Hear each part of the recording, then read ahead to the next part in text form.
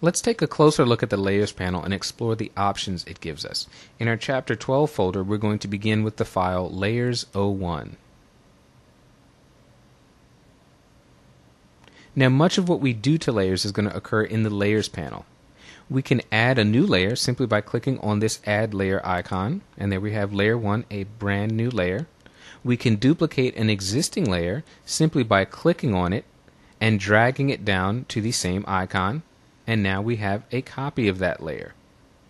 If we want to get rid of a layer, we can delete it simply by clicking the layer to highlight it and pressing this trash can icon. Photoshop says, do you really want to do this? We'll select yes.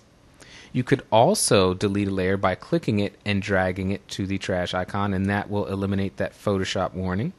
You can adjust the opacity of layers. With this daisy layer selected, I'm going to click on the word opacity, and instead of 100%, let's type in 50%. Now you can see the bottom image is being allowed to show through at a 50% strength. We'll reset this back to 100. Blending modes here at the top of the Layers panel offer you a number of options for adding creative effects to your images. Let's just take a look at two. If I set this to screen, it blends those two together nicely, similarly to reducing the opacity, but with a bit more subtlety. Let's take a look at a brand new addition to CS5, Divide. That's a cool abstract effect. I'm going to set this back to normal. And I'm going to turn on the hue, saturation, and levels adjustment layers.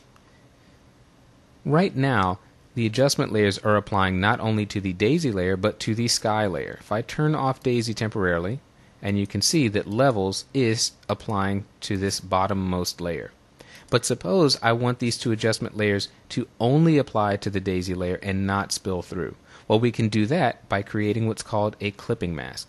I'm going to select both of these adjustment layers, shift click to select the second layer, and in the flyout menu at the top of the Layers panel, I'm going to select Create Clipping Mask.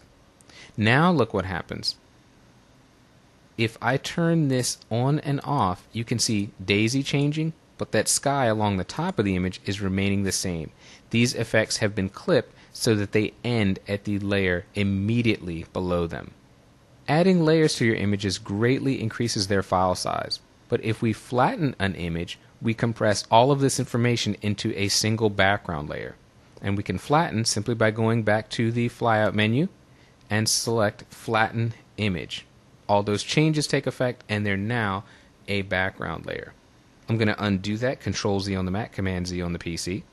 If we want to merge the layers instead and not create a background layer, we can simply go back to the same menu, and this time select Merge Visible. We've now compressed all of those layers into a single layer, but that layer has not been converted into a background layer.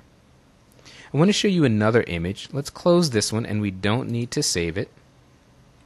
Back in our Chapter 12 folder, let's open Layers02. Notice that even though this image has a single layer, it is not a background layer. There's no padlock icon there, and that's important because we're going to add layer styles, and you cannot do that on a background layer.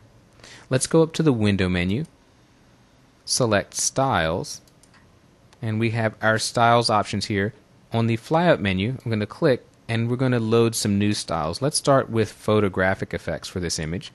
Photoshop asks if we want to replace the contents. That's absolutely okay with us.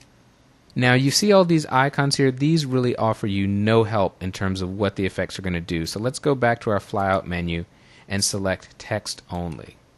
This is much better. Let's see what happens if we select negative. Well, it converts the image to a negative. Sepia tone does exactly what you might expect. Notice that as we click a layer style in the Layers panel, we can see effects show up immediately beneath the layer. Because those effects are in the Layers panel, we can turn them on and off at will, but we can also go down, double click on any of the effects, and we can edit the settings. So these styles are a great starting point, but you could also tweak them to taste. Let's take a look at one more set of styles. We'll go to Image Effects. Again, it's okay for us to replace these. Let's check black and white photo. We've got a blue filter, circular vignette, all these kinds of things. So you've got tons of styles you can cycle through, and styles are nothing more than a collection of layer effects. So you can turn them on and off, and you can edit them to your heart's content. The last thing I want to show you here is very cool. We're going to learn how to create knockout type. Let's close this image. We don't need to save it.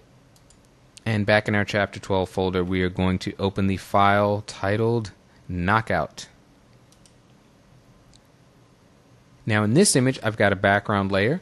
I have created a layer effects layer right above it called Brick Wall. We'll turn that on. Now what we're going to do is to create some type and let it knock out this brick wall so that the background image shows through. Let's select the type tool that's in your tools panel. The shortcut is T. I'm selecting the font Arial and black because I want something very bold. You can choose a different font, but you'll get the best results with a typeface that is very, very wide and fat. So I'm going to simply click and type in the word here, clouds. I'm going to type it in all caps. Now that's pretty small for the effect that I want to do, so I'm simply going to click in here with the control key, that would be the command key on the Mac, and you can see the text bounding box, and I'm going to drag this up to expand the text, and I think I want to drag it out on the side as well. There we go. We're going to have something that stretches just about from edge to edge. That looks pretty good. I'll hit the Enter key to commit to that. Now what we want to do is go to our Layers panel, and up in the flyout menu we are going to select Blending Options. Now the very first step here, very important, this will not work if you don't do it, set Fill Opacity down to 0%. Our text is going to temporarily disappear, but under Knockout we want to choose Deep. This will take it all the way down to the background layer. Hit OK, and now you can see that our text, instead of being black, has cut out so that the bottom image can be revealed. And this is still a text layer. We have not rasterized it. We can still move this around. If I simply click with the control key on the PC, that would be the command key on the Mac, I can move it down here. We can move this freely and decide where this looks absolutely best. So there you have it, knockout type that reveals our background layer.